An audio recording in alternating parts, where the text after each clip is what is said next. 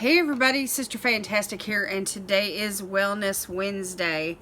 And so it's a beautiful day here in Savannah, Tennessee. It snowed and everything's really bright and shiny, and I'm just sitting here in front of the window enjoying the weather and drinking a cup of coffee and we are transitioning into keto. So let me just give you guys an update of what's been happening this last week. We've still ate a lot of carbs. It's a week by week thing, but what I've tried to focus on was just making some purchases of getting low carb foods in the house and getting the high carb foods out of the house. So we are down to very little starches in the house right now. I think there's a box of macaroni and a half a loaf of bread and maybe a few potatoes and a little rice, and other than that, and some fruit. Other than that, we're doing pretty good. I have been eating a lot of fruit and yogurt just to try to get that stuff out of the house. I do eat some fruit on keto, but I try to stick to the low carb fruits like berries, like strawberries, blueberries, raspberries, things like that. And the fruits that I bring into the house, that are like in the vegetable category are tomatoes, avocados. I can have some onions, some garlic, and some carrots and celery and things like that. And of course, lettuces and bell peppers and stuff to make salads with, radishes. All of that stuff is pretty low carb. There's lots of low carb dressings that's out there that's, sugar free, and that's one of the main things that you want to stay away from on keto, other than carbs, is sugars. Anything that's high in starch is going to turn into glucose in your bloodstream, and so what we're doing here is trying to cleanse the body of all sugars, eat really super clean, some really good meats like grass-fed beef, really good meats. And so anyhow, we eat a lot of chicken on keto. We eat we eat pork too, but the thing of it is that it has to be it can't be processed, like chicken nuggets, with the breading on the outside. We have to stay away from all that kind of thing. And we eat lots of cheeses, especially white cheeses, and we stay away from milk. And we try to substitute, the sour cream and cheese and things like that into our diet for the calcium that's needed. Plus, we take supplements as well.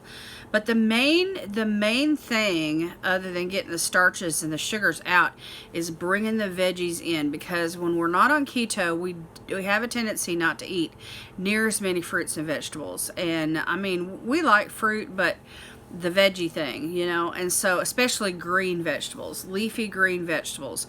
You need things like kale and collard greens and turnip greens and broccoli and Brussels sprouts and cabbage and things like that. So in the wintertime like this, I love to make a really good soup. I'll take chicken stock and tomatoes and cabbage and some green beans and onions and things like that, and I'll just put mushrooms. I can just put it all together in a great big pot and season it up with salt and pepper and a little basil and some thyme and stuff, and a bay leaf. Just throw that in there, and it just makes a really nice soup, and it can last for 3 or 4 days. You can have it for lunch. You can use it as a appetizer, before your meat and vegetable. And so typically that's what we do. We either have a salad or a bowl of soup, and then we'll have like a meat and a vegetable. So some of the vegetables that we enjoy include cauliflower and zucchini and all the ones that I previously mentioned. I have on my Pinterest, I have sheets, like pages that just list the vegetables, and how many carbs are in each one. Carrots are on the list, but if you overdo it with carrots, you're going to knock yourself out of the weight loss mode. So the rule of thumb for me on keto is to try and stay under 35 carbs a day. And that sounds really low. But if I combine that with intermittent fasting, then I do really super well on the diet. So for me, intermittent fasting means to eat my main meal in the middle part of the day, usually by 2 o'clock, 3 o'clock, something like that. And then at night, I might have some sort of a snack, a low carb snack. And then I don't eat anything else until that 2 o'clock hour on the next day. So I'm going like about 18 hours a day without food. So my window for eating is like from 2 o'clock to 8 o'clock at night. And then so when I get up in the mornings, I drink coffee, and I do keto coffee. I use stevia for my sweetener. We use sugar-free creamers, and we try to keep, the amount of creamer that, I don't want to put like 3 tablespoons of creamer in a cup of coffee, because there's carbs in the creamer, and you have to count them. You have to count, in your head, you're like, okay, that was 2 carbs, and you keep up with your cups of coffee. So if I drink 3 cups of coffee with, 1 or 2 carbs in each cup, that adds up pretty quick. And so when you're thinking about your vegetable choices for the day and everything, it adds up pretty quick. So, because carrots and onions especially are a bit high in carbs. Now, you want to stay away from corn. You want to stay away from green peas. You want to stay away from any kind of mealy type bean, like pinto beans, white beans, pork and beans, lentils, garbanzo beans, any of those type of beans. Even though they're really high in fiber and they're good for you, they are high in carbs. And so, but the fiber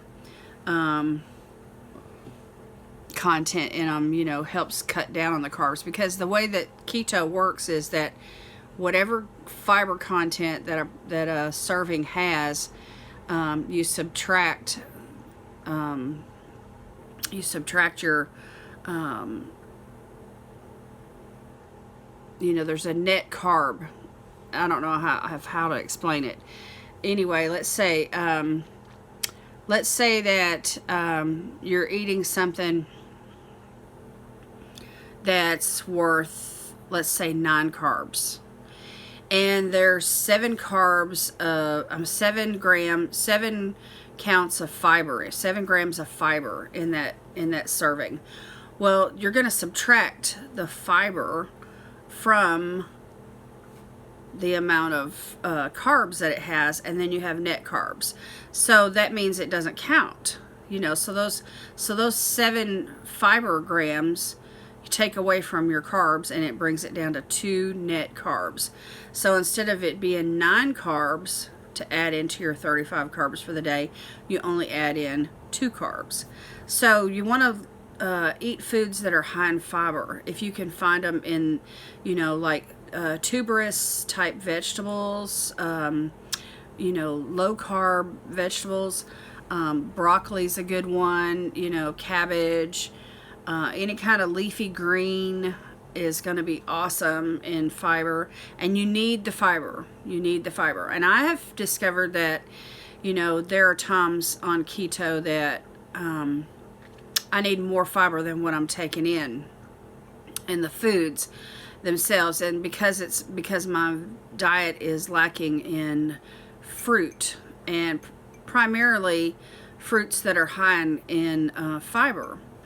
And so, what do? You're going to either struggle with your digestive system, or you're going to break down and you're going to eat something that has some carbs in it, just so you can get the fiber. So I find myself reaching for like an apple, but I don't eat the whole apple. I eat half the apple.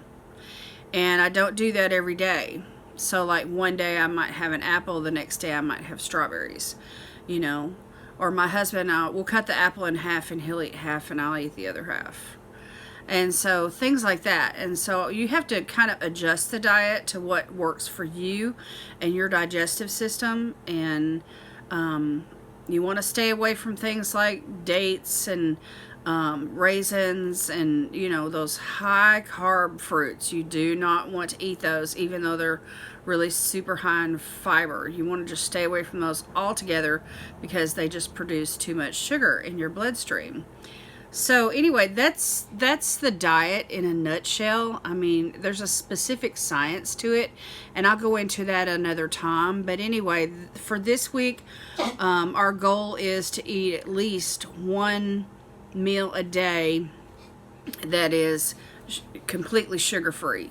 So even though there's still some carbs in the house and we're still eating carbs to a certain degree, we are in transition, and we are hoping to avoid you know, any kind of struggle with the producing, with our pancreas producing glucose in our bloodstream versus our body kicking in to burn up fat, which is what happens on keto. So anyway, there's a lot more to discuss on keto. I'll talk about it, you know, in future times. But anyway, that's enough for today.